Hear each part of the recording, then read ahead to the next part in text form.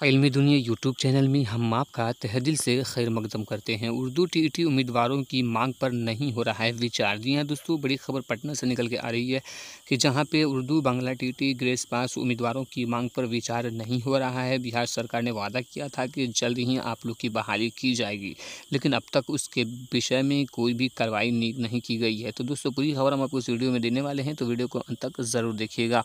Video को शुरू करने से पहले गुजारिश है कि अगर अभी तक आपने हमारे चैनल को सब्सक्राइब नहीं किया है तो सब्सक्राइब करके बेल आइकन को दबा लीजिए, ताकि आने वाले लेटेस्ट वीडियोस का नोटिफिकेशन आपको मिलता रहे। तो चलिए, उर्दू टीईटी संघ के प्रदेश अध्यक्ष मुफ्ती हसन रज़ा अमजदी ने कहा कि बिहार सरकार ने उर्दू टीईटी उम्मीदवारों का रिजल्ट प्रकाशित कर शिक्षक नियोजन के लिए आवेदन करवाया, और जब उनका नाम मेरिट लिस्ट में आ गया तो कुछ दिनों बाद बिहार विद्यालय परीक्षा समिति ने रिजल्ट में संशोधन कर 12,000 ग्रेस पास उम्मीदवारों को अनुत्तीर्ण घोषित कर दिया।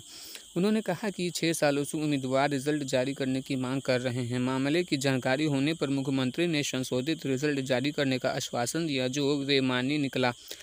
रिजल्ट निकालने की मांग करने पर आंदोलन के दौरान उम्मीदवारों पर पुलिस ने लाठियां भी चलाई हैं, जिसमें दर्जनों अभ्यर्थी घायल हुए। उन्होंने बताया कि शिक्षा विभाग ने रिजल्ट जारी करने के लिए महाधिवक्ता से ओपिनियन मंगवा लिया है, जो अभ्यर्थियों के पक्ष में है। शिक्षा विभाग के प्रधान सचिव पर उर्दू टीईटी ग्रेस पास उम्मीदवारों के साथ सौतेला व्यवहार करने का आरोप लगाते हुए श्री अमजदी ने कहा कि उम्मीदवारों का उम्र सीमा भी अब समाप्त होने जा रही है।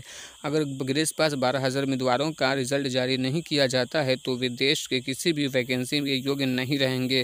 उम्मीदवारों ने एक बार फिर मुख्यमंत्री से रिजल्ट जारी करने की मांग की। जो दोस्तों, ये 6 सालों से लगातार लड़ाई जारी है, और मुख्यमंत्री ने कहा था कि जल्द ही आप लोग का काम किया जाएगा, लेकिन अब तक विचार नहीं किया जा रहा है। अगर उर्दू बांग्ला टीईटी ग्रेस पास अभ्यर्थियों का रिजल्ट जारी नहीं किया जाता है तो आने वाले इलेक्शन में नीतीश कुमार और जेडीयू को काफ़ी नुकसान का सामना करना पड़ सकते हैं। आप क्या कहते हैं? अपनी राय कमेंट बॉक्स में ज़रूर दीजिए। वीडियो चलिए तो लाइक करके दोस्तों के साथ शेयर कीजिए, ताकि आपकी आवाज़ ज़्यादा से ज़्यादा लोगों तक पहुँचे।